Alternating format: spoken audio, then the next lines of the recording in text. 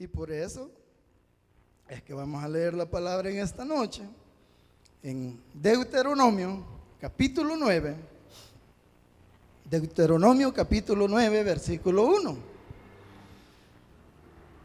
Acuérdese que Dios es el único que va a poder destruir esos obstáculos, esas barreras.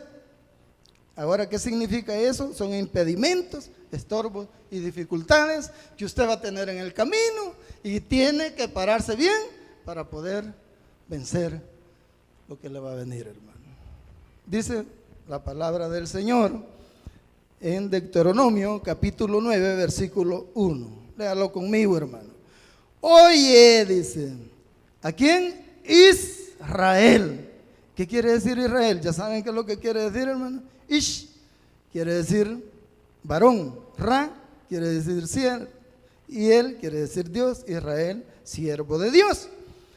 Tú, dice, fíjese lo que dice, pues, tú vas hoy a pasar el Jordán. Hoy, este día, pues. Si usted no logró pasar el Jordán, ¿qué le va a pasar a usted? Quedó, como dicen, derrotado. Pero la palabra de Dios dice, oye Israel, tú vas hoy a pasar el Jordán.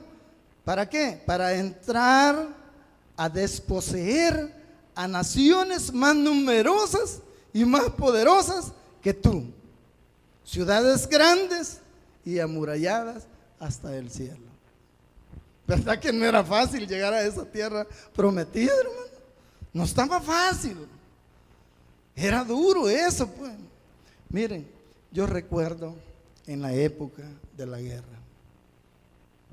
Y les contaba el domingo que me tocó que predicar a las 9 de la mañana.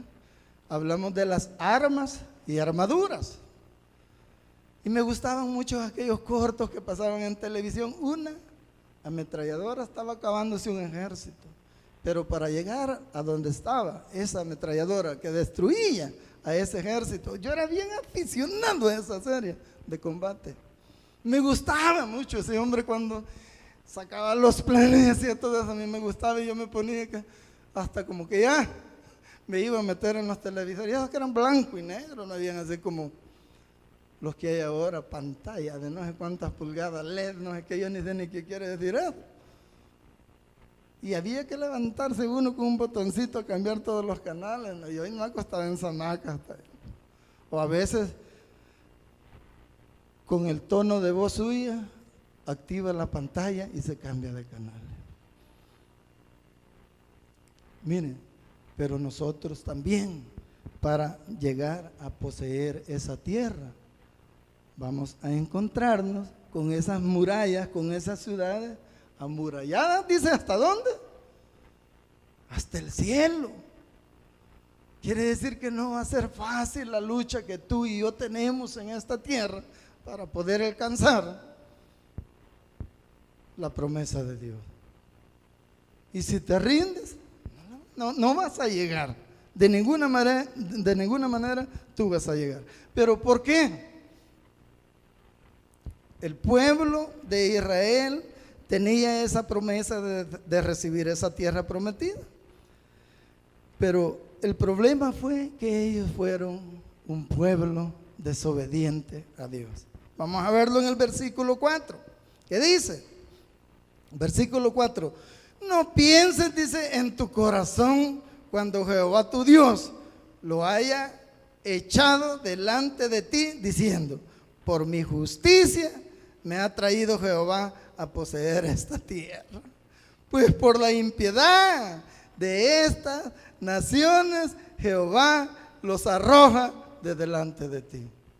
Mire, si al desobediente Dios lo va a usar para darle la bendición a usted. Hace poco yo estaba sentado, me puse a orar.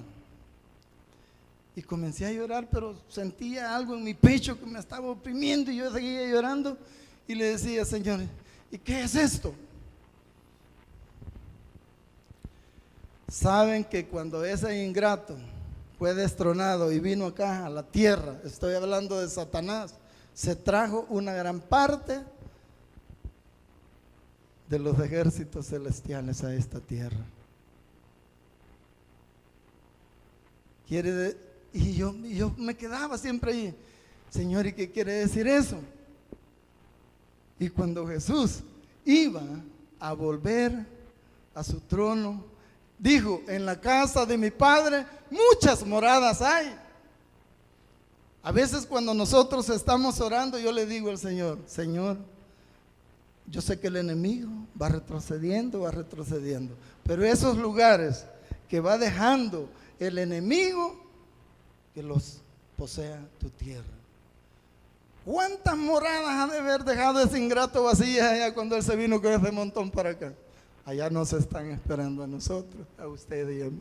Amén. En la casa de mi Padre muchas moradas hay, ¿no? Y si no fuera así, dijo el Señor, yo no lo hubiera dicho. Voy pues a preparar un lugar para ustedes, para que donde yo esté, dijo, vosotros también estéis. Pero el pueblo de Israel quizás decía, si yo, la primera ciudad que le vamos a ir a dar, ¿cuál era la que tenía enfrente? Jericó. Y no era fácil, hermano. Una ciudad muy amurallada. En la historia se ven los muros. Dios mío, si eso era impenetrable. ¿Y qué hizo el pueblo de Israel? Vuelta tras vuelta y vuelta, hasta que Dios le dijo, suenen las trompetas que esto viene para abajo. Y se cayeron esos muros. ¿Y qué es lo que estamos haciendo nosotros hoy en día? Creemos que somos los niños bonitos, que le caemos bien a Dios. Y sí, en parte yo lo creo, fíjate, porque Él no nos ve directamente a nosotros, sino que nos ve a través de la sangre de su Hijo, Jesucristo. Y por eso nos ama tanto, porque Él nos amó primero. Dice. Así dice la palabra. Vamos más adelantito, versículo 6. Mire, si estos ingratos eran rebeldes. Ay, hermano, pero eso es que el pueblo de Israel eran unos desagradecidos. Si hacía la iglesia hoy en día, hermano. Mira el versículo 6. ¿Qué dice? 9:6.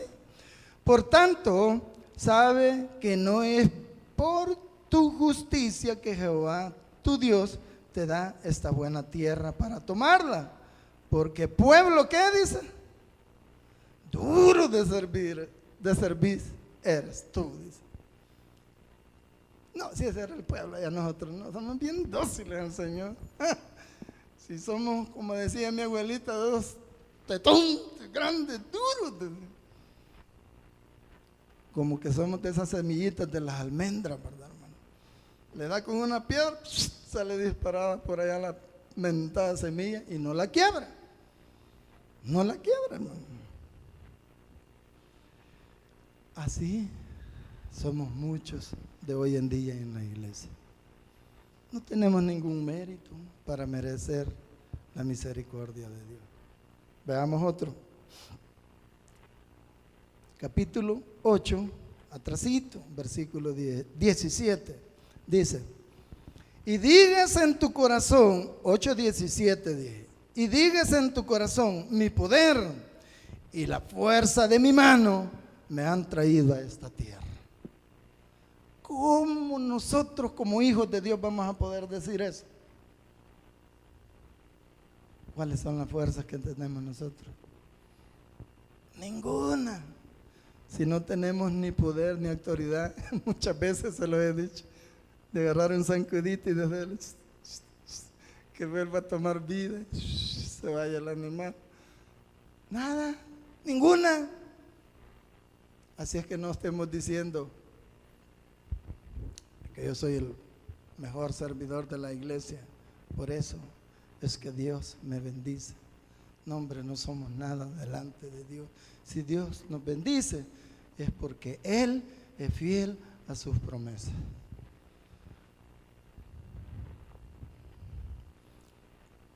Y fíjese que cuando habla del pueblo de dura cerviz, ¿qué es lo que quiere decir?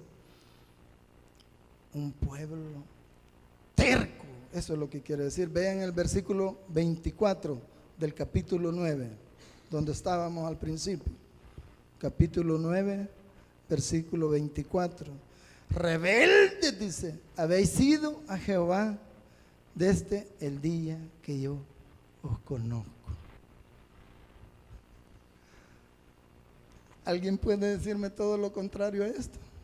Que usted ha sido bien dócil en el andar cristiano. A quien ha sido más rebelde.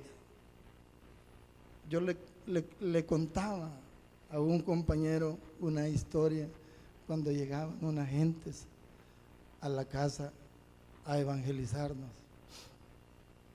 ¿Saben que una vez llegaban los testigos de Jehová? Yo los odio y los odio, no sé por qué. Como decía aquel, con odio jarocho. Porque llegaron a causar mucho daño a mi familia. Pero de allí llegó una persona con una Biblia que le faltaban un montón de páginas del primer libro y me la regalaron y yo comencé a leer ahí. Y allí me di cuenta que aquellos andaban en otro rollo. Pero el camino del Señor está mostrado a través de esta bendita palabra. A buena mañana están metiendo veneno por allá abajo, pero hay que dejarlos, así son ellos felices. Vea lo que dice capítulo 9, versículo 2. Dice, un pueblo grande y alto, hijos de los anaseos, de los cuales tienes tu conocimiento, y has oído decir, ¿quién se sostendrá delante de los hijos de Anac? ¿Qué es lo que veían ellos? Gigantes.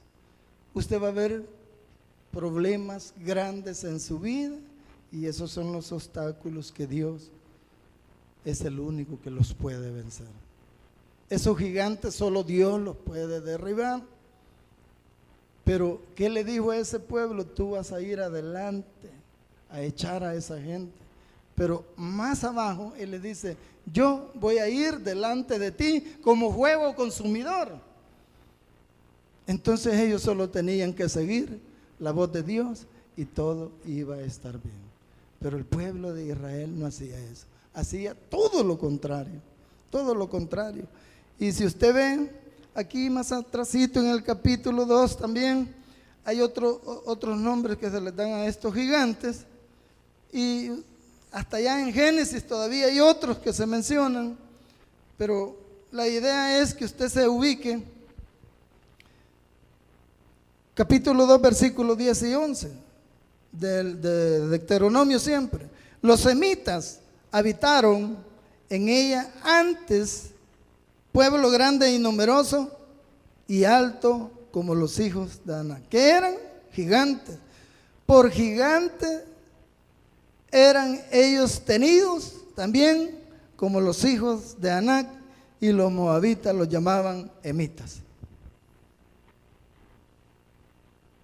Ahora yo quiero decirte, en el pasado el pueblo de Israel tuvo grandes batallas que tenía que vencer, enfrentarse a esos gigantes que eran poderosos. Ahora la iglesia tiene también esos gigantes a que enfrentarse.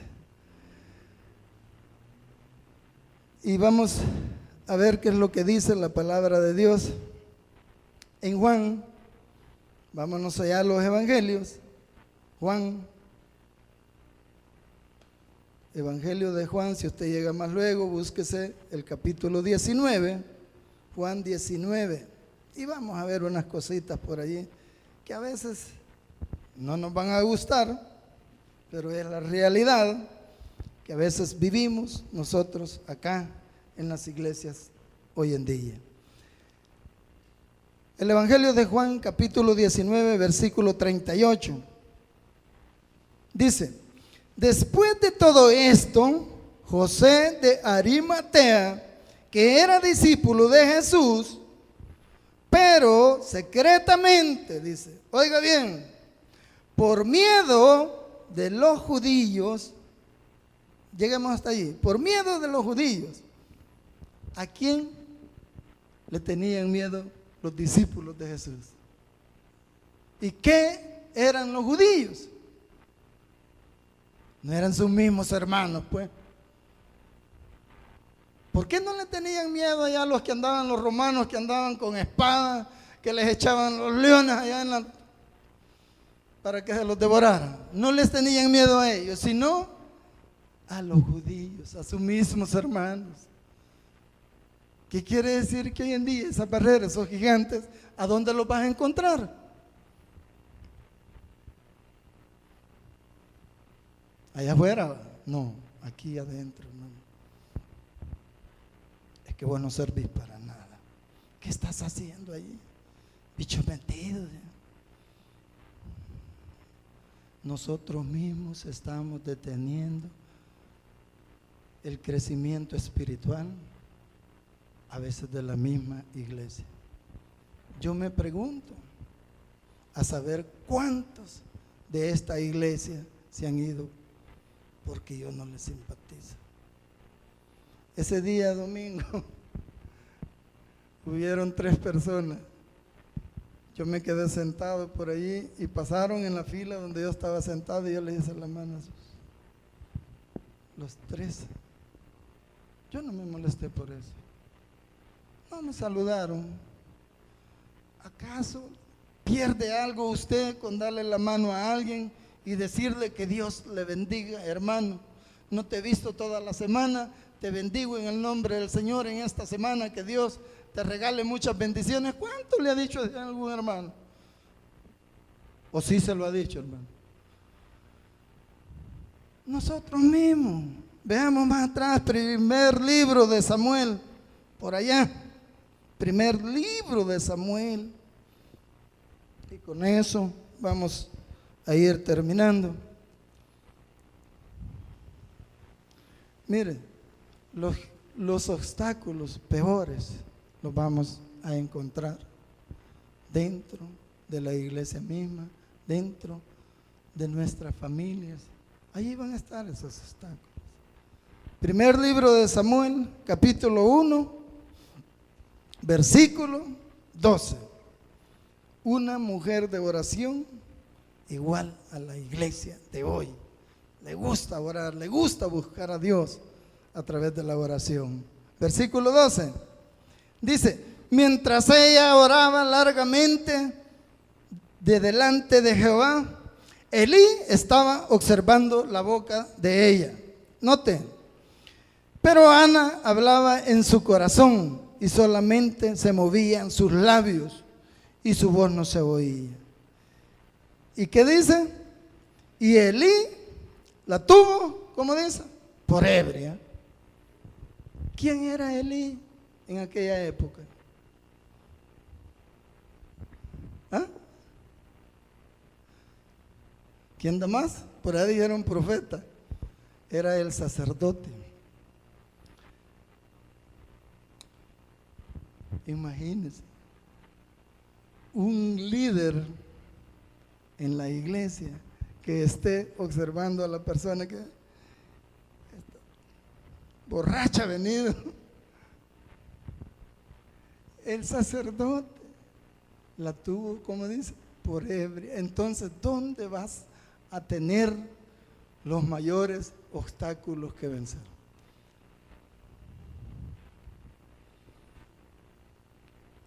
Por eso este año, mi querido hermano, si tuvimos problemas y no pudimos lograr los propósitos que Dios tenía para nosotros, porque algún gigante que tuvimos frente a nosotros no lo pudimos hacer a un lado, todavía es tiempo, el año no ha terminado. Y vamos de nuevo a Deuteronomio capítulo 9 y allí finalizamos. Deuteronomio capítulo 9, vamos a leer el versículo número 3. Dice la palabra del Señor. Fíjese lo que le dice al pueblo de Dios. Entiende, pues hoy, que es Jehová tu Dios el que pasa delante de ti como fuego consumidor, que los destruirá y humillará delante de ti, y tú los echarás y los destruirás enseguida, como Jehová te ha dicho. Si no los pudiste vencer porque luchabas con ellos en tus propias fuerzas, ahora, si los quieres vencer, vas a luchar contra ellos en el nombre de Jehová. Y así vas a salir vencedor, vas a salir victorioso. De lo contrario, siempre seguiremos derrotados. El que tenga oídos para oír, que oiga en esta noche.